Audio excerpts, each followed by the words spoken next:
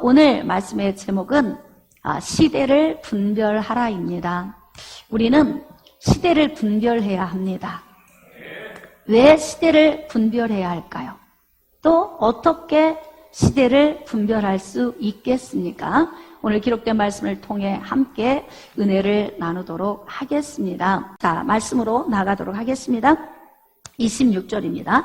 그들이 예수를 끌고 갈 때에 시몬이라는 구레네 사람이 시골에서 오는 것을 붙들어 그에게 십자가를 지워 예수를 따르게 하더라. 제가 지금 설명을 해드렸습니다. 또 백성과 및 그를 위하여 가슴을 치며 슬피 우는 여자의 큰 무리가 따라오는지라. 예수님이 골고다 언덕을 오르실 때에 채찍에 맞아 살이 떨어져 나가고 막 피가 낭자하게 흘리면서 그 주변에 있는 사람들이 네가 하나님의 아들이 맞냐? 왜 너는 신성모독을 하느냐? 이렇게 이야기하면서 비웃고 조롱하고 희롱하는 이 과정이 지금 골고다 언덕에 오르는 과정입니다. 자, 지금 이 과정 중에 많은 무리가 예수님의 주변을 둘러싸고 함께 무리가 같이 이렇게 움직이고 있는 거예요. 그런데 함께 움직이고 있는 무리 가운데에서 지금 특별히 슬피 우는, 가슴을 치면서 슬피 우는 여자의 무리가 있더라. 지금 이렇게 기록하고 있습니다.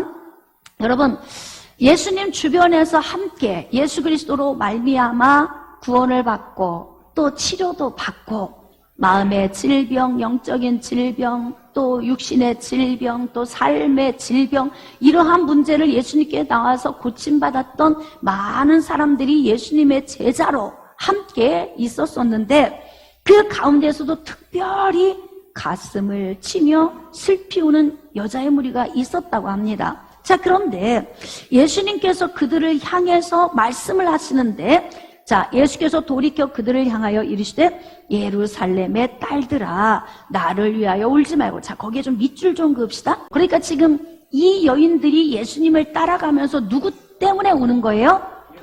그렇지, 예수님 때문에 우는 것입니다. 왜? 예수님이 채찍에 맞는 것을 보니까 가슴 아파요. 예수님이 희롱과 조롱과 멸시를 당하는 것을 보니까 너무 속상해요. 그러니까 지금 이 여인들이 지금 따라가면서 얼마 후면 골고다 언덕 위에 세워진 십자가 위에 매달려서 사형당할 예수님을 보니까 가슴이 또 찢어지는 것 같이 아픈 거예요. 그러니까 이 여인들이 예수님 때문에 가슴을 치며 지금 슬피 울고 있는데 예수님은 나를 위하여 울지 말아라. 자, 그 다음에 말씀이 중요합니다.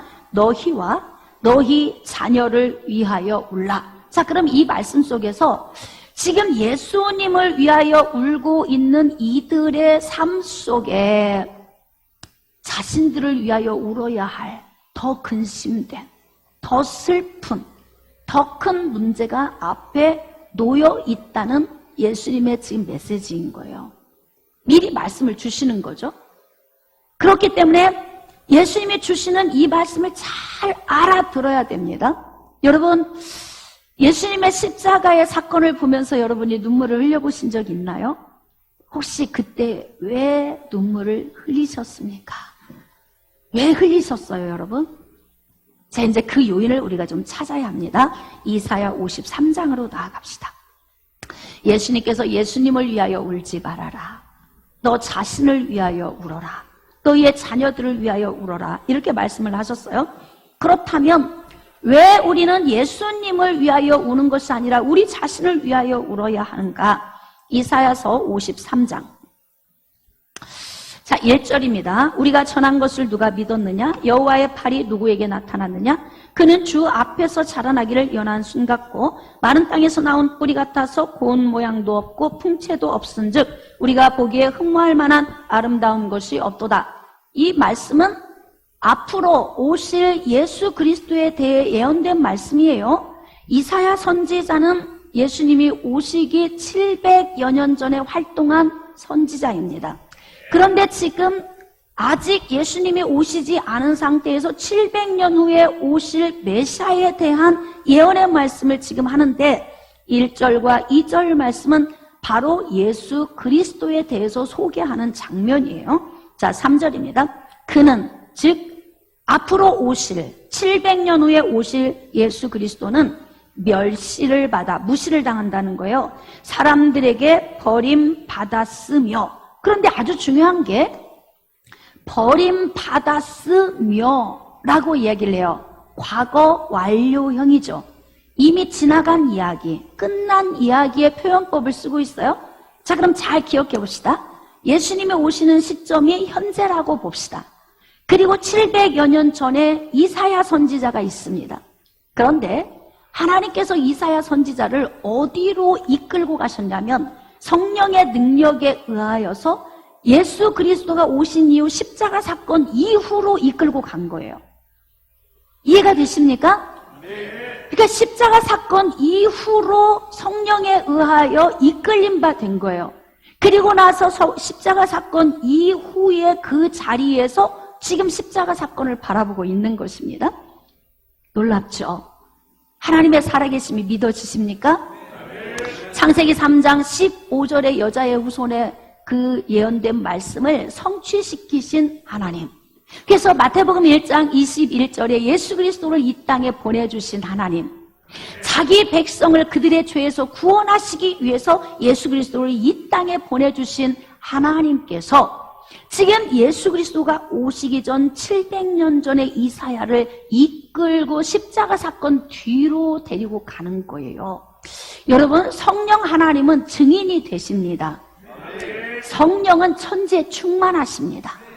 매 사건, 매 시대, 모든 인생의 삶에 함께하고 계시기 때문에 오직 성령 하나님만이 증인이 되실 수 있는 것입니다. 그러니까 인류 어떤 역사책도 하나님의 창조 사역을 기록한 책이 있습니까? 여러분, 인류의 최초 사람 아담이 범죄했는데 그 사건을 기록한 책이 있습니까? 이 범죄의 문제를 위하여서 대비책으로 여자의 후손을 보내주신다는 그러한 내용의 책이 있습니까? 없습니다. 없어요. 그러니까 하나님의 성령은 창조 때부터 예수 그리스도가 다시 오셔서 이 땅이 재세팅 되기까지 천지에 충만하게 운행하고 계시기 때문에 증인이 되실 수 있다는 것입니다. 우리가 예수 그리스도가 믿어지는 건 증인된 성령께서 우리 안에 오셔서 예수 그리스도에 대해서 증언해 주셔서 믿어지는 거예요. 깨달아지시면 아멘. 그런 성령 하나님께서 이사야 선지자를 십자가 사건 뒤로 이끌고 가서 이 사건을 바라보게 하신 것입니다. 이사야 선지자가 그 십자가 사건을 바라보니까 그 십자가 사건의 본질이 무엇인가를 알게 되는 거예요. 자, 예수 그리스도가 멸시를 받아 사람들에게 버림받았고 간고를 많이 겪었다. 정신적인 고통, 가난하고 힘든 이러한 이 심리적인 요인을 다 마음으로 겪었다는 거예요. 자, 그리고 질고를 아는 자라. 육신의 질병의 고통, 이 모든 것을 다 체휼하시고 아신다는 거예요. 마치 사람들이 그에게서 얼굴을 가리는 것 같이 멸시를 당하였고 우리도 그를 귀히 여기지 아니하였도다. 우리도가 누구예요? 우리도. 자, 지금 예수 그리스도는 지금 십자가 사건의 현장 골고다 언덕을 오르고 계시고 이사야 선지자는 그 사건이 이미 지난 뒤쪽에 가서 이 사건을 보고 있는데 지금 우리도 어떻게 했다는 거예요? 그를 귀히 여기지 아니했다. 그러니까 결국 지금 예수님의 그 사건 현장에 있었던 모든 사람들이 세월이 지난 후에 이미 끝나버린 십자가 사건의 모든 사건을 바라볼 때에 그들은 그 사건에 대해서 사실 무관심했다. 별로 의미를 두지 않았다. 그냥 예수라고 하는 사람 한 사람이 이 땅에 와서 십자가 형틀에서 사형당해서 그냥 세상을 떠났다. 그리고 사흘 만에 부활하긴 했는데 잘 모르겠다. 이런 정도의 어떤 사건으로 그쳐버렸다. 지금 이렇게 예언하고 있는 거예요. 4절 말씀이 아주 중요합니다. 그는 실로 우리의 질고를 지고.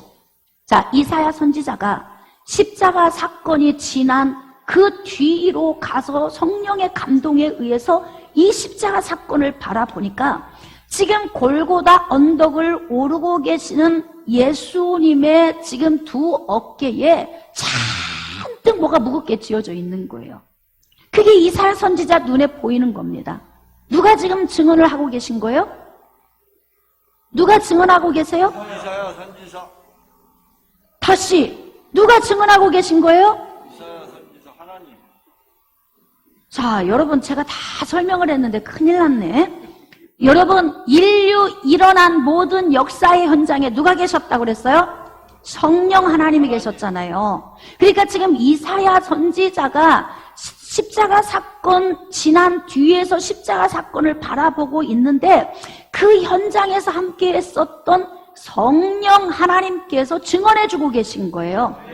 그러니까 이사야 선지자의 눈이 열리고 예수 그리스도가 지금 조롱과 멸시와 희롱을 받으며 채찍에 맞으며 살찜이 뚝뚝 떨어져 나가고 피가 뚝뚝 떨어지면서 지금 십자가 상으로 나아가고 있는 그 광경을 지켜보고 있는데 어라, 예수 그리스도의 모든 어깨에 우리의 질고가 다 그 위에 있다는 거예요.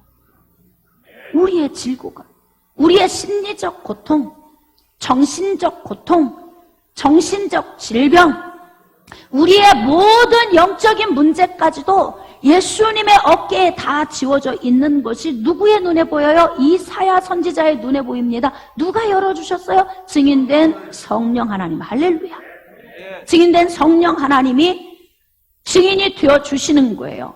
자, 그래서 우리의 슬픔을 당하였거늘, 그러니까 지금 예수님께서 여인들이 보고 있는 가운데에서 지금 골고다 언덕을 오르시는데 예수님은 지금 어떤 마음으로 오르시냐면 내가 너희들의 질고를 지고 내가 너희들의 슬픔을 대신 당하고 있는 거야. 그러니까 내가 이렇게 당할 수밖에 없는 이유가 뭐지? 여러분이 대답을 하셔야죠. 예수님이 지금 현장에서 말씀하시는 거예요. 우리는 지금 골고다 언덕에 오르는 현장에 함께 있는 것입니다. 내 말씀으로 받으시기를 바랍니다. 그러니까 예수님이 말씀하시는 거예요. 나를 위하여 울지 말라. 그리고 너희와 너희 자녀를 위하여 울라. 내가 지금 십자가를 지고 가는 것은 누구 때문이지? 그럼요, 지금 그걸 말씀하고 계시는 거예요. 예수님께서는 더 깊이 나아가서 본질을 보라고 하시는 거예요. 단순히 내가 지금 간고를 겪고 질고를 겪고 멸시를 받는 것 때문에 너희의 마음을 찢으며 아파하며 울지 말고 왜 예수님께서 지금 이렇게 고난의 길을 가셔야 하는지를 생각하라는 이야기입니다.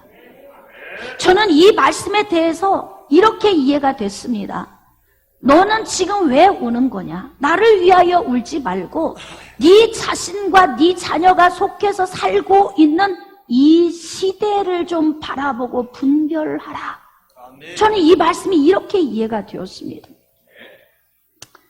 이사야 선지자가 성령의 감동에 의하여서 지금 십자가 사건의 현장에 뒤에서 바라보는 거예요. 이미 지나간 사건으로 지금 보여지고 있는 거죠.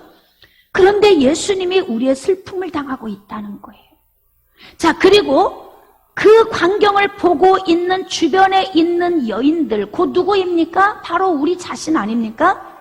그런데 예수님이 우리의 모든 짐을 지고 가시는 그 모습을 보면서 그 모습을 보는 자들의 생각이 무엇이냐면, 자, 우리는 생각하기를 그는 징벌을 받아 하나님께 맞으며 고난을 당한다 하였노라. 그러니까 이사야 선지자는 지금 예수님께서 여인들을 향해서 하시는 이 말씀을 보고 있는 거예요. 그러니까 예수님이 지금 이 여인들을 향해 하시고 싶은 말씀이 뭐냐면, 너희들은 지금 내가 하나님께 징벌을 받아서 맞고 고난을 당한다고 생각하지? 지금 이렇게 예수님이 질문하는 것과 똑같아요. 왜냐하면 지금 십자가 사건 현장에서 일어나고 있는 일을 지나간 후 세대의 모습으로 이사야가 지금 바라보고 있기 때문에 그렇습니다. 그러니까 결국 우리는 이 땅을 살아가는 동안 우리가 보고 느끼고 판단하고 분별하며 사는 이 모든 것 가운데에서 내 생각이 다 정답이 아닐 수도 있다. 우리가 지금 몸부림치는 문제가 본질을 떠난 비본질에 서 있을 수도 있다. 이거 우리의 모습을 봐야 하는 겁니다. 오늘 우리가 예배당에 나와서 예배를 드리는 본질이 무엇입니까? 본질 잘 우리가 생각해야 돼요. 예수님이 지금 채찍에 맞으며 골고다 언덕을 오르고 계시는데 그 가운데 있는 여인들이 가슴을 찢으며 울고 있는데 예수님이 나를 위하여 울지 마. 지금 내가 당하는 고통 때문에 예수님이 아프셔서 어떡해? 예수님이 저렇게 멸시를 받아서 어떡해? 예수님이 곧 사형당할 텐데 어떡해? 라고 너희들이 울고 있지만 내 문제가 아니라 너희들 문제 때문에 내가 가는 거야. 그러니까 실질적으로 울어야 하는 건 예수님 때문이 아니라 누구 때문에 울어야 하는 것입니까? 우리 때문에. 그럼요, 우리 때문에, 나 때문에 울어야 하는 거예요. 깨달아지시면 아멘. 그러니까 나 때문에 울어야 이게 본질로 들어가는 거예요. 내 죄 때문에, 나의 허물 때문에, 나의 더럽고 추함 때문에. 창세기 3장 15절에 예언된 그 예수님이 이 땅에 오셔서 나를 살리시기 위해서 저렇게 가고 계시니까 나의 더러움 때문에, 나의 추함 때문에, 나의 연약함 때문에 몸부림치며 울어야 한다는 거죠. 깨달아지시면 아멘. 자, 5절 말씀입니다. 그가 찔림은 우리 허물 때문이요. 이사야 선지자는 그걸 보고 있잖아요. 응? 십자가 사건 뒤에서 보고 있어요. 예수님이 찔리신 것은 우리 허물 때문이야. 그런데 지금 현장에 있는 여인들은 깨달아요? 못 깨달아요? 못 깨닫죠. 하나님께 지금 매맞고 있는 거야. 벌 받는 거지. 징계받고 있는 거야. 나하고 무관한 거야. 그냥 가고 계신 저분의 그냥 저 모습이 너무 안 됐어. 우린 이렇게 생각을 하는 거죠. 여러분이 장례식장을 가끔 다녀오시지 않습니까? 그냥 나하고 먼 친척벌이나 좀 별로 관계가 없는 사람은 뭐 슬프지 않죠. 그런데 정말 나하고 가까운 지인, 가족, 배우자 이런 어떤 장래의 문제를 만나면 정말 괴롭고 슬픕니다.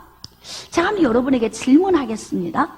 혹시 정말 너무너무 가까운 사랑하는 이들과의 헤어짐 가운데서 난 정말 통곡하며 울었던 적이 있다.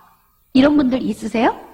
아멘. 예, 아멘. 지금 여러분이 고개 끄덕이면서 아멘 이렇게 말씀하셨어요? 왜 우셨어요? 돌아가신 분이 불쌍해서. 거의 그런 마음 아니에요? 예, 또 헤어짐이 슬퍼서. 자, 돌아가신 분이 불쌍해서 또 헤어짐이 슬퍼서 우린 지금 이렇게 생각하잖아요. 이게 바로 뭐냐면 비본질이라는 거예요. 비본질. 자, 이제부터 여러분들이 장례식장에 가면 본질로 돌아가야 됩니다. 이분이 과연 천국을 가신 분인지, 지옥으로 가신 분인지. 지옥으로 가셨다면 어떻게 해야 돼요? 울어야 돼. 그 영혼이 불쌍해서 울어야 돼요. 물론 이미 지옥으로 가버리고 난 다음에는 천국에 갈 수 있는 기회가 없습니다. 천국 갈 수 있는 기회는 숨 쉬고 있을 때, 살아 있을 때, 지금이 기회입니다. 깨달아지시면 아멘. 뭐 울어도 그분이 천국을 갈 수는 없지만 그래도 그 영혼이 불쌍해서 울어야 하는 거죠. 영혼이 불쌍해서. 근데 영혼이 불쌍해서 운 건 아니죠. 집사님 아까 돌아가신 분이 불쌍해서요. 근데 영혼이 불쌍했어요? 아니면 왜 이렇게 일찍 돌아가셨을까? 그런 마음이 있었어요? 우리 오늘 조금 생각해 볼 필요가 있어요. 우리는 본질과 비본질 사이에서 우리는 어디에 서 있는가? 그런데 바로 이 여인들도 마찬가지죠. 예수님을 바라보면서 비본질 속에서 우는 거예요. 예수님의 모습이 안쓰러운 거죠. 그런데 예수님은 지금 찔리시면서 예수님은 마음속으로 뭐라고 하시냐면 네 허물 때문이야. 그러니까 결국 내가 지금 찔림 받는 것 때문에 아파하지 말고 네 허물 때문에 내가 찔려야 하는 것에 대해서 고통스러워야 돼. 지금 이 여인에게 그렇게 말씀하시는 거예요. 깨달아지시면 아멘? 자, 그가 상함은 우리의 죄악 때문이라. 예수님이 상함을 받으시면서 말씀하시는 거죠. 너희들의 죄 때문이야. 너희들은 지금 내가 사형당하는 길로 가면서 고통받는 이 과정 때문에 너희들이 아파 울지만 원인은 누구야? 그럼요. 예수님 쪽에서는 너야. 내 쪽에서는 나입니다. 이렇게 되는 거예요. 그러니까 이 여인들이 우는 모습을 보면서 예수님이 한심스러우셨겠지요. 야, 영의 눈이 열리지 않으면 이렇게 볼 수가 없어요. 그래서 지난주에 제가 여러분들에게 영적 고수가 되자. 어제 한 주간 좀 기도하셨어요? 하나님, 영적 고수가 될 수 있도록 눈을 열어주세요. 내일의 일을 볼 수 있게 하시고 영적인 세계를 볼 수 있게 해주세요. 이런 기도하신 분 계세요? 기억도 안 나시죠? 지난주에 어떤 설교를 했는지. 네?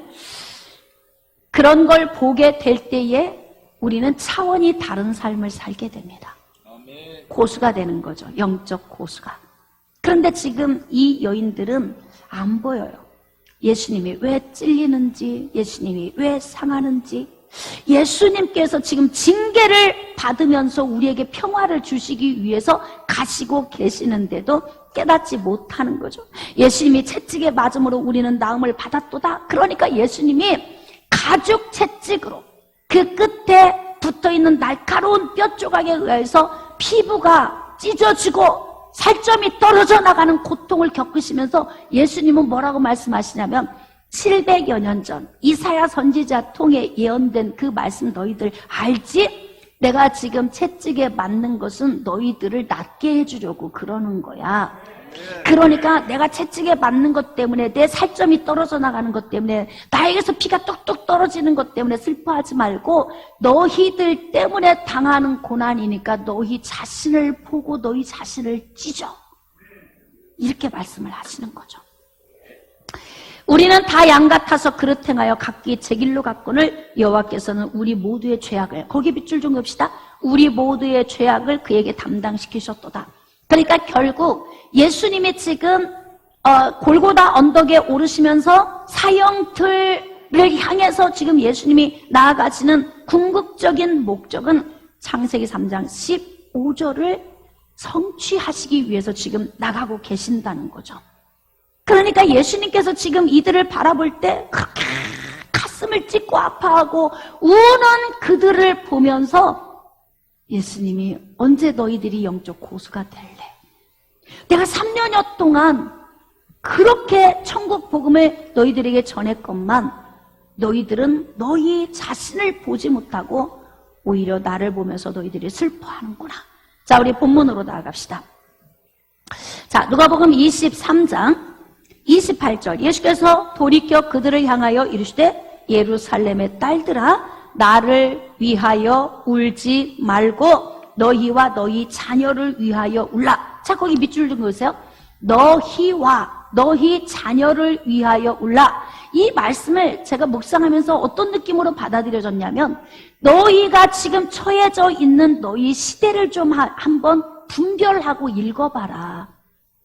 여러분, 왜 지금 우리가 시대를 분별해야 합니까? 시대라고 하는 것은 내가 살아온 삶의 세상이잖아요. 세상.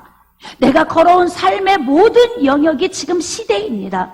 그러니까 내가 발걸음을 향해 어떻게 살아왔으며 우리의 자녀들이 어떻게 살아가고 있으며 또 많은 사람들이 어떻게 살아가고 있는지를 너희들이 분별을 하고 볼 수 있어야 한다. 그러면 너희와 너희 자녀들, 즉 지금 여인들의 삶 속에 처해 있는 이 시대가 어떤 상황인지를 볼 수 있어야 하는 거죠. 여러분, 사실은 하나님께서는 우리 개인의 종말이나 또는 나라, 국가적인 종말이나 또는 우주적 종말을 계획하고 계십니다. 그래서 개인을 다루기도 하시지만 어떤 때는 나라를 다루기도 하시고 마지막 날에는 심판을 통해서 우주적인 이 다루심이 있을 거예요. 이것을 성경은 뭐라고 말씀하시냐면 마지막 날 또는 그날 또는 여호와의 날 또는 주의 날 이런 여러 용어를 통해서 사용을 하고 계시는데 이 마지막 날이라고 하는 의미 속에는 여러 유형의 심판이 있어요. 개인적인 심판, 국가적인 심판 또는 우주적인 심판이 있는데 여러분이 성경을 읽으시다가 보면은 나라들이 일어났다가 없어지고 일어났다 없어지고 멸망하고 다시 또 나라가 건국되었다가 사라지고 이 과정을 수도 없이 보잖아요. 우리가 처해 있는 지금 이 대한민국이 건국이 얼마큼 됐어요? 70여 년 됐잖아요. 자, 그러니까 한 나라가 없어지고 나면 또 다른 나라가 세워지고 계속 이렇게 온단 말이에요. 자, 그러므로 우리는 시대에 처해진 삶을 살면서 하나님이 나를 개인적으로 다루시는 것과 국가적으로 다루시는 것과 우주적으로 다루시는 것에 대해서 시대를 분별할 수 있어야 한다는 겁니다. 대부분 성경에 보면 하나님이 개인적인 종말을 의미할 때는 항상 어떤 것이 함께 오냐면 국가적인 멸망이 함께 옵니다. 하나님께서 이스라엘 백성들을 선택하시고 민족을 이루셨잖아요. 그러셨으면 이 민족이 끝까지 잘 가야 되잖아요. 그렇게 선택된 민족임에도 불구하고 하나님께서 훅 불어버리실 때가 있어요. 그래서 북이스라엘이 멸망하고 남유다가 멸망하고 뿔이 흩어져서 나라 없이 다른 민족의 속국으로 살면서 슬픈 인생의 삶을 살던 그들에게 BC 166년경에 마카비 독립전쟁이 있었어요. 그래서 나라를 잃어버린 그들이 약 100여 년 동안 나라를 차지한 적이 있어. 유대인들이 막 목숨을 걸고 싸운 거죠.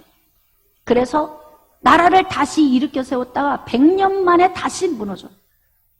로마 폼페이 장군에 의하여서 다시 무너집니다. 그래서 BC 63년경부터 이제 나라를 잃어버렸어요. 없어져 버린 거예요. 그래도 로마의 속국으로 살면서 예루살렘 성읍은 그나마 근근히 헤롯이 지은 성전이 있어서 이들이 예배도 드리고 다른 나라의 속국으로 살고 있지만 그런대로 은혜의 삶을 영위하고 있었던 거예요. 그럼에도 불구하고 이들이 예수님이 오셔서 천국 복음을 증거하는 그 시대가 되었음에도 불구하고 자신들의 죄를 깨닫지 못하는 거죠. 무뎌지는 거예요. 죽은 자는 감각이 없습니다. 무감각이죠. 그래서 느낌이 전혀 없어요. 지금 성전 예배를 못 드린 지가 오래됐음에도 불구하고 감각이 전혀 없다면 죽은 거죠. 이미 죽은 거예요. 갈급하지 않다면 죽은 거예요.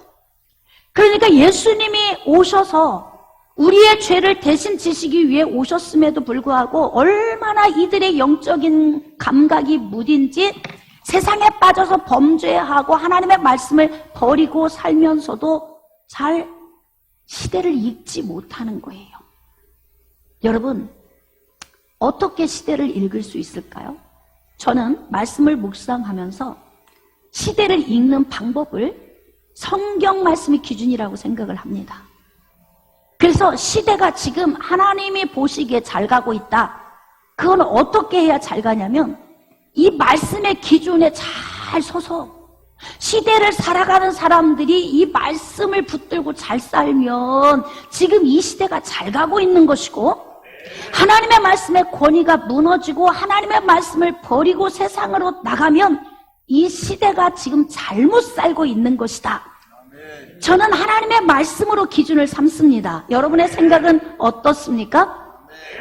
자, 그렇다면 이 여인들이 지금 자신들이 처해진 시대를 읽지 못해요. 여러분, 나라 없이 속국으로 살고 있는 그런 상황에서 왜 우리가 이런 징계를 받아야 하는가? 왜 우리가 이런 모욕과 멸시를 당해야 하는가? 나라 잃은 소름으로 왜 살아야 하는가? 좀 생각해 봐야 하지 않아요? 그렇다면 문제는 누구다? 나다. 문제는 나. 내 자신의 죄악된 문제를 회개하고 하나님의 말씀으로 다시 돌아가서 주님이 원하는 삶을 살아야 한다고 늘 회개하며 돌이켜야 함에도 불구하고 거의 2000여 년 동안 유대인들은 돌아오지 않습니다. 그러니까 그 시대 자체가 무디어져 있고 무감각이죠. 죽어 있는 거죠. 자, 그런 상태를 예수님이 보시면서 하시는 거예요. 너희들이 나라를 잃고 방황하며 버림받고 고통받으며 사는 이 이유가 뭔 줄 아느냐? 너희들이 하나님의 말씀의 기준에 서 있지 못하고 말씀을 버렸기 때문이야.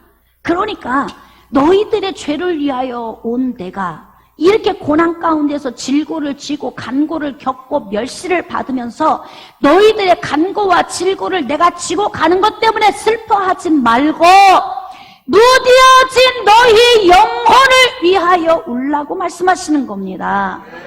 깨달아지시면 아멘. 그러니까 그 여인들이 예수님 주변에서 그것을 보면서 자기 자신을 찢고 아파해야 하는데 보지 못하는 거예요. 결국 예루살렘은 AD 70년, 즉 예수님이 죽은 지 사흘 만에 부활하시고 승천하신 그 사건 이후에 채 40년이 지나면서 예루살렘이 함락당합니다. 그런데 함락당하면서 헤롯이 지은 성전이 다 불타 없어지고 무너져 버린 거예요. 자, 그러니까 그때부터 이스라엘은 약 2000년 동안을 방황하는 거예요. 1948년 5월에 나라를 다시 건국하기 전까지 나라가 없이 살았어요. 그 슬픔이 어떤 슬픔인지 아시겠습니까? 아멘. 여러분, 그래도 우리나라가 잘 살고 선진국이니까 혜택을 받는 거예요. 왜 혜택 받는 거예요? 내 나라가 있고 내 나라가 잘 살고 우월하니까 예우를 받는 거예요.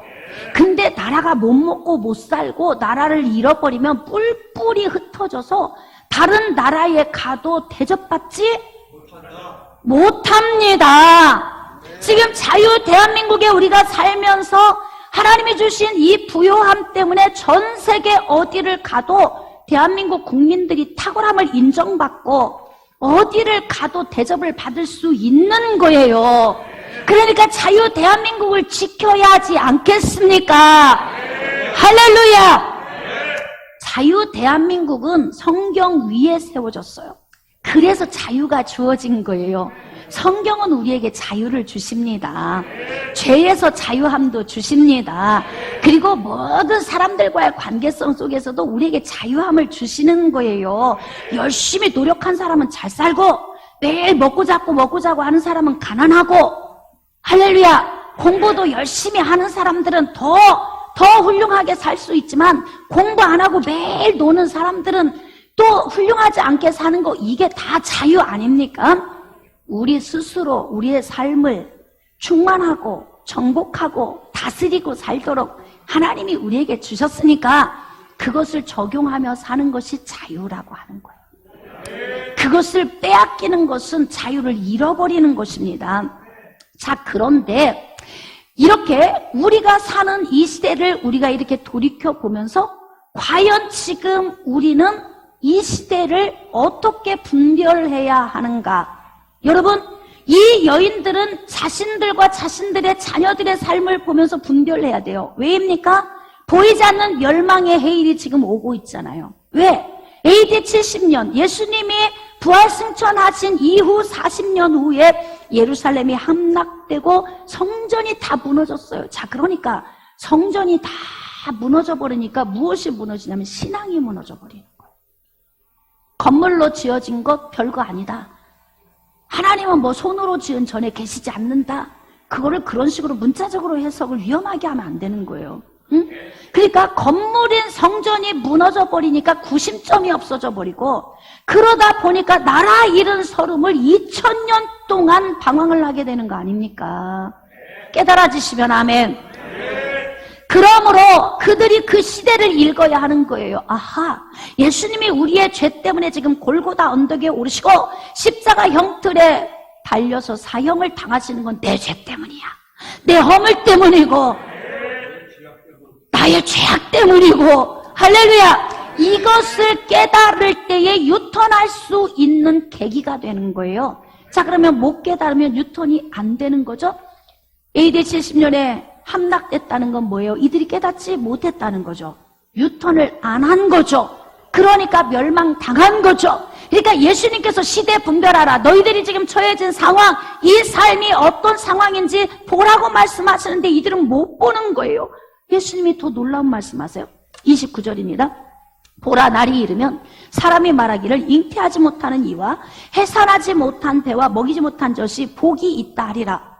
어떤 비참함이 오냐면 자녀들이 내 눈앞에서 죽는 문제를 만나게 된다는 거죠. 지금 이 예수님이 주신 예언의 말씀, 너희들 시대 분별해. 지금 너희들에게 죽음의 해일이 오고 있어. 멸망이 지금 오고 있는데 너희들이 나중에 이런 걸 깨닫게 될 거야. 왜? 차라리 자식 없는 자가 복이 있어. 이렇게 말하는 때가 온다는 거죠. 여러분, 지금 예수님의 이 시대에는요, 힘이 뭐예요? 자녀 아닙니까? 많이 낳을수록 힘이에요. 못 낳으면 복이 없다고 말하던 시대예요. 그러던 시대에서 자녀가 많은데 왜 차라리 자식이 없는 저 사람이 더 복이 있구나라고 말을 하게 되는 거예요? 내 눈 앞에서 자녀들이 죽어나가는 거예요. 그러니까 전쟁이라고 하는 어떤 멸망의 문제가 오게 되면 이러한 아픔을 내 눈앞에서 봐야 되는 거지. 그러니까 너희와 너희 자녀를 위하여 울라, 이렇게 말씀하시는 거 아닙니까? 너희와 너희 자녀를 위하여 울라? 자, 그 다음 30절 말씀. 그때에 사람이 산들을 대하여 우리 위에 무너지라며 작은 산들을 대하여 우리를 덮으라 하리라. 자, 이 말씀이 무슨 말씀이에요? 그냥 빨리 죽었으면 좋겠어. 너무 고통이 심해요. 그런데 자기 자신이 자기 목숨을 끊는 것이 쉬운 것이 아닙니다. 절대 자기가 자기 목숨 끊는 게 쉽지 않아요. 대부분 자기 목숨을 끊는 사람은 자기 정신이 아니어서 그러는 거예요. 어둠에 붙들려 있어서 그렇게 할 수 있는 겁니다. 그러니까 자기가 자기 목숨을 끊을 수 없어요. 근데 얼마나 비참하고 고통이 얼마나 큰지 죽었으면 좋겠는데 내 힘으로 내가 죽을 수가 없는 거. 두려워서. 그러니까 차라리 자연재해가 와서 저 산이 순간에 와서 나를 덮쳐버려서 그냥 순간에 내가 눈을 감고 이 세상을 떠났으면 좋겠다, 이렇게 말하는 날이 올 것이다. 이게 얼마나 기가 막힌 말씀입니까? 정말 기가 막힌 말씀이에요. 이런 말씀을 들으면 예수님의 이 말씀을 붙들고 이게 무슨 말씀인지 고민해 봐야 하는 거죠. 시대를 분별하라는 말씀이구나. 시대를 분별. 응? 멸망이 가까이 오고 있다는 말씀이구나. 그 사인이구나. 우리가 그것을 읽을 수 있는 거예요. 31절입니다. 푸른 나무에도 이같이 하거든 마른 나무에는 어떻게 되려? 자, 푸른 나무는 예수 그리스도를 상징하는 거죠. 그러니까 지금 생명수 막 넘쳐 흐르죠. 정말 이 싱싱한 나무와 같은 생명이 있으신 예수님에게도 이렇게 박해를 하고 비난하고 모욕과 멸시 조롱과 채찍질을 하면서 결국 십자가 형틀에 매어 다는 이들의 이 악한 소행이 마른 나무에게는 어떻게 하겠느냐?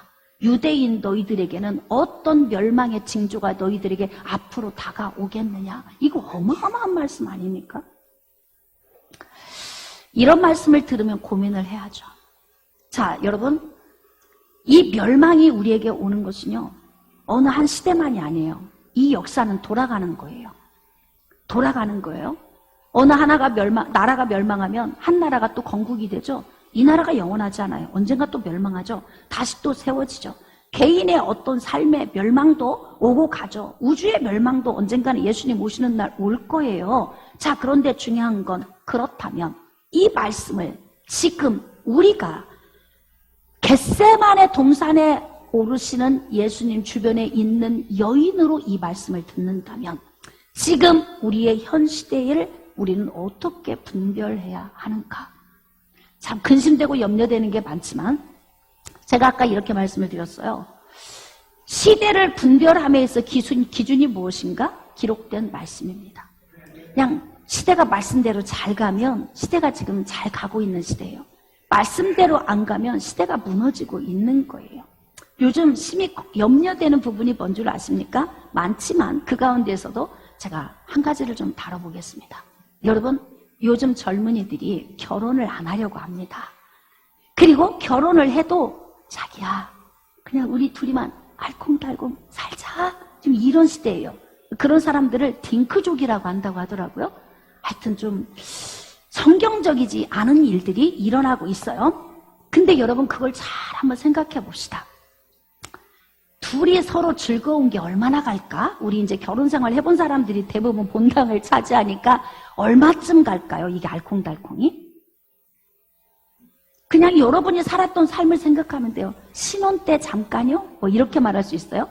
결혼하자마자 아이를 출산하게 되면 그마저도 없었어요. 뭐 이렇게 말하는 사람도 있을 때 이제 아이를 출산하고 나면 애 치닥거리 하느라고 그런 걸 느낄 겨를이 뭐 없었어요. 이렇게 말할 수도 있단 말이에요.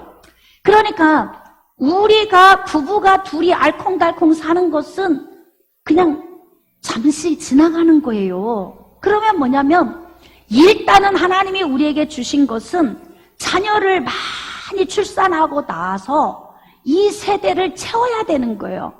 그리고 다음 세대를 준비시켜야 하는 거예요.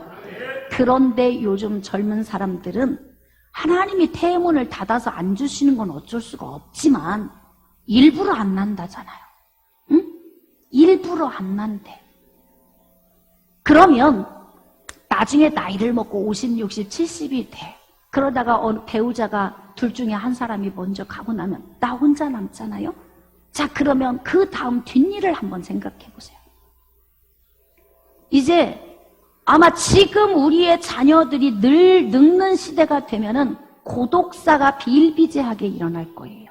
언제 죽었는지도 몰라. 가서 보니까 한 1년 된 사람도 있을 테고, 응? 몇 개월 된 사람도 있을 것이고, 막 그런 일이 벌어질 거예요.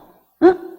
그러니까 하나님의 말씀의 기준에서 가장 평범하게 사는 삶. 때가 되면 결혼하고, 때가 되면 출산을 하고, 때가 되면 늙어갈 때 자녀들하고 같이 알콩달콩 살고, 그냥 가장 평범한 삶이지만 가장 평범한 삶이 가장 성경적인 삶이에요. 이런 삶이 이루어질 때 우리는 하나님 은혜 안에 붙들려 사는 건데, 지금은 남자와 남자가 둘이 사는 집도 있고, 결혼해가지고 우리나라뿐만이 아니라 전 세계적으로 보면 여자끼리 결혼해서 사는 집도 있어요. 아이를 출산할 수 없잖아요. 자, 남자끼리 여자끼리 사는 건 성경적이지 않습니다. 자, 결혼을 기피하는 것도 성경적이지 않습니다. 자녀 출산을 안 하려고 하는 것도 성경적이지 않습니다. 그러니까 지금 우리가 살고 있는 이 모든 시대의 이 우주 안에 흐름이, 지금의 세대가 어떤 세대냐면 성경을 거역해서 거슬러 올라가는 세대다. 다 다룰 수는 없어요. 그냥 제가 현실적인 이야기 몇 가지만 여러분에게 이야기를 했지만, 이렇게 성경을 거슬러 역행해서 가는 지금 이 시대예요. 자, 그렇다면 이렇게 살고 있는 시대에 예수님을 위하여 울지 말고 나를 위하여 울어야 하는 문제가 발생되고 있다는 걸 우리가 알아야 하는 거죠. 그런데 아무 생각이 없어. 무감각, 무감동. 이제는 성전에 와서 예배 안 드려도 온라인 영상으로도 처음에는 이게 뭐야? 뭔 이게 예배야? 그랬는데 어떤 분들은 저한테 영상 올려주세요, 목사님. 저 안 갈 거니까요. 영상으로 예배 드리는 게 너무 자연스럽게 되어버린 거예요. 어쩌면 마귀가 지금 우리를 노리고 있는 그 술수에 우리가 지금 휘말려 들어가고 덫에 걸리고 있는 건 아닐까? 여러분은 어떻게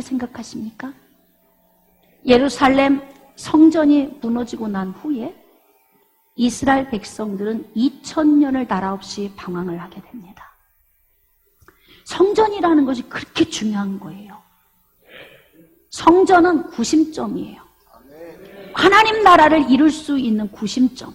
그래서 우리가 이곳에서 함께 예배를 드리고 이곳에서 새로운 영혼들을 일으켜 세우고 하나님 나라를 위해 영혼을 섬기는 그러한 초소로, 그리고 하나님께 예배 드리며 하나님이 위로부터 내리는 신령한 복과 아래로부터 주시는 기름진 복을 받아 누리는 이 처소가 바로 성전이라고 하는 곳입니다. 그런데 지금 무감각, 무감동, 느낌이 전혀 없어요. 그럼 시대를 분별해야지요. 네? 여러분, 이제 온라인 예배는 없애야 합니다. 네? 이제 성전으로 다 가셔야 돼요. 자, 지금 영상 앞에서 예배 드리시는 분 부득이하게 건강이 따라주지 않거나 코로나에 노출되면 면역력이 떨어져서 나올 수가 없는 분을 제외하고는 성전 예배를 다 드려야 합니다. 그렇지 않다면 여러분 스스로 지금 시대를 읽으셔야 합니다. 어떻게? 내 자신을 울어야 하는 문제가 해일처럼 앞에서 어떻게 하고 있다? 오고 있다. 깨달아지시면 아멘. 불과 예수님 부활 승천하시고 난 후에 40년 후에 다 망했어요. 그러니까 그때 전쟁과 기근과 살인과 강간과, 그래서 그 시대에도 배가 고파 먹을 게 없으면 차라리 내가 그 기근에 혼자 그냥 굶어 죽잖아요. 근데 절대 사람은 그렇지 않다고 안답니다. 자식을 삶아 먹는데요. 왜? 성경에 나오잖아요. 이게 시대가 돌아가는 거예요. 전쟁과 기근을 통해, 전염병을 통해 멸망이 오면 그 가운데서도 어떻게 해서든지 안 죽으려고 자식까지도 삶아 먹는 것이 바로 사람의 죄악상 아닙니까? 이게 계속 돌아가는 거예요. 이렇게 돌아가는 사이클이. 지금 우리는 어느 시점에 서 있는가? 그러니까 대한민국 교회들이 깨어나야 할 때죠. 깨달아지시면 아멘. 여러분 자리에서 벌떡 일어나 성전으로 나오세요. 성전 예배 회복해야 우리 나라가 삽니다. 나라가 지켜집니다. 성전 무너지면 나라 무너집니다. 깨달아지십니까? 그러니까 우리가 시대를 분별해야 하죠. 이런 날이 온다는 거죠. 뭐 푸른 나무에게도 이같이 했거든 마른 나무에게는 어떻게 하겠느냐. 마른 나무는 우리를 이야기하는 거예요. 더군다나 예수를 알지 못하는 생명이 없는 자들 다 마른 나무예요. 이런 전쟁과 기근과 전염병의 문제가 오면 그리스도인에게만 멸망이 오는 것이 아니죠. 똑같습니다. 다 처해져 있는 모든 사람에게 동일하게 오는 것입니다. 자, 말씀을 좀 정리를 하도록 하겠습니다. 사랑하는 여러분, 시대를 분별합시다. 우리가 우는 눈물의 의미를 정확히 알고 울어야 합니다. 특히 우리는 우리 자신을 찢으며 울어야 하는 거죠. 나 때문에 예수님이 십자가에 달리신 거예요. 나의 죄악 때문에 예수님이 십자가 위에서 죽으신 것입니다. 그렇기 때문에 우리는 우리 자신을 위하여 이 시대에도 하나님의 말씀을 역행하고 거역하며 살고 있는 이 시대에 회개의 역사가 일어나고 젊은이들은 서로 사랑하고 결혼하고 자녀들 출산하고 하나님이 충만하고 정복하고 다스리며 살라고 했으니까 그 말씀 적용하면서 살고 또 우리의 죄악된 삶에서 유턴하고 돌아와서 우리 앞에서 다가오고 있는 이 멸망을 피할 수 있는 그런 지혜롭고 똑똑한 영적으로 깨어있는 삶, 이런 삶이 대한민국 교회, 전 세계 교회 위에 임하시기를 주님의 이름으로 축복합니다.